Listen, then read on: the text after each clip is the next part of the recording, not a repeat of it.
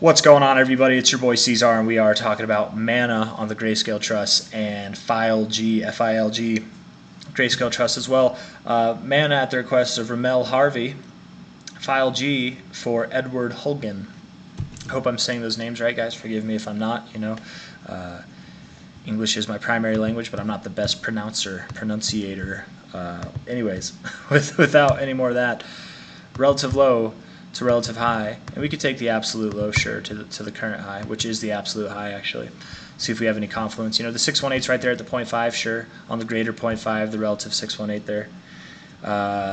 Greater 618 and 69 splits that 786 right there. The 786 splits that right in the middle on this relative. So, there's definitely significance anywhere and everywhere from about, I would say, $4.12 to $6.13. I do think it goes down there, and that makes sense too. If we take away the fib here, you can just see you've got like right there about $5 there, right here on a low closing basis. There's definitely areas, and then those fibs again kind of were right in that area, right? Like something like that from here, the top.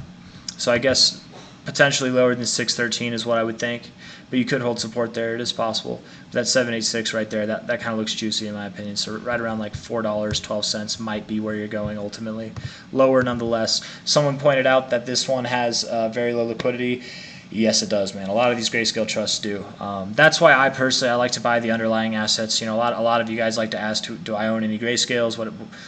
If I think that they can do these fantastic things, why not own the underlying asset, or why not own these trusts, instead of just buying the crypto itself? I like to buy the crypto itself. I've dabbled with these trusts before, not this one specifically, but and good results. I'm totally like fine with it. But I do like, for me, a big thing is liquidity. I like to be able to get in and get out without seeing the price go to where my order was and then it doesn't get filled. That's the worst in my opinion whenever that doesn't happen. That's why I try to only use exchanges that are like big, and this, not that Grayscale isn't big, but these trusts are not that big, right? Most people who are trading Mana, they're trading the underlying asset, they're not trading the Grayscale trust. GBTC has a lot of liquidity, more than any other Grayscale trust, but the most liquidity is actually on BTC itself.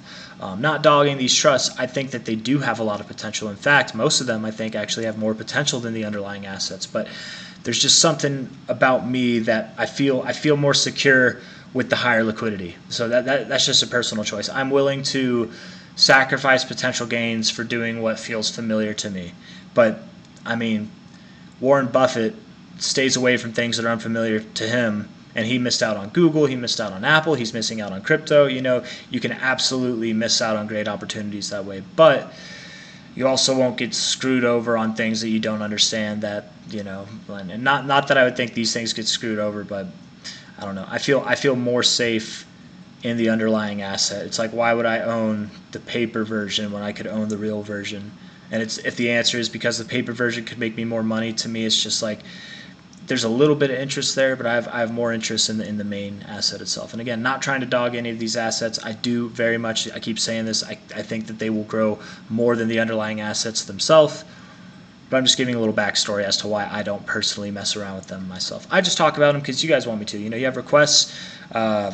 People have requests. I'm more than happy to fulfill them. That's kind of the style of this channel. So I abide by the requests of my constituents, and that's that, because maybe you do your own TA and you want to see someone else do it to compare notes. Maybe you're new to TA, or you don't do TA at all and you just want somebody who knows how to do TA to kind of analyze it for you. I'm your guy. That's what this is, So as far as us being in it together and investing, I own Mana, I own the actual coin, I own Bitcoin Cash, I own the actual coin, but I probably won't. If I was to put money in these trusts, because they have such high growth potential, I'd probably put less in them than I would in the underlying assets. And I keep going back and forth, whether I will or whether I won't. But enough about me, man. Let's get back to the task at hand here. Let's talk about FILG. Mana probably going down, and Mana itself, the coin, is probably going down as well. FILG, whoa, buddy, what is going on here? Hey, that doesn't make sense, but hey, that's okay. We've seen it. Bitcoin Cash, Litecoin being boring, and then those trusts go up, it's because they got low liquidity. You can see these things range very quickly, especially if there's interest. Maybe this is something with that much volume, with that kind of price action in a week, damn. Maybe this is like the big boys telling us, hey, there's something going on with Filecoin. Maybe not in the immediate term. We might not see the coin itself go up in price, but this could be like an indication that, hey, there might be something interesting over the cycle with Filecoin that'll cause the price to pump, and there's some big money getting into it right now.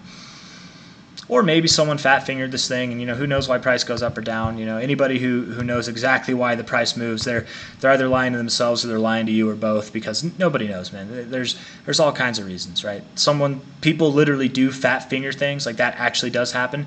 Market manipulation happens, but if you're a millionaire and you have to sell 1 million coins and it just dumps all at once, or you have to buy 1 million coins and it pumps all at once, not that you should do that on the open market, like necessarily all at once with that amount of money, but is that manipulation, or is that just someone with a lot of money getting in and getting out? Like, call it what you want. And I do think manipulation happens. I do think it happens, but I think it happens less often than people actually claim it does. But all I'm getting at is, like, who really knows why things move, why they do?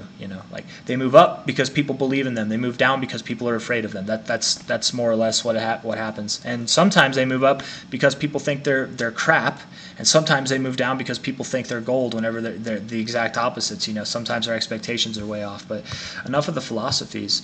Yeah, this looks good. This looks really good. I wouldn't buy here. You're at a 90% pump. Yes, you're at all-time highs on this thing, but it's relatively new, so like, who really cares? Buy fibs, which, to be fair, you bounced right off your 0.5. You found resistance on your 618. Yes, you did. Found resistance on your 786 here. Found support on your 886 after getting above it and getting back below it. Found support on your 100. I kind of would think you move up to 172.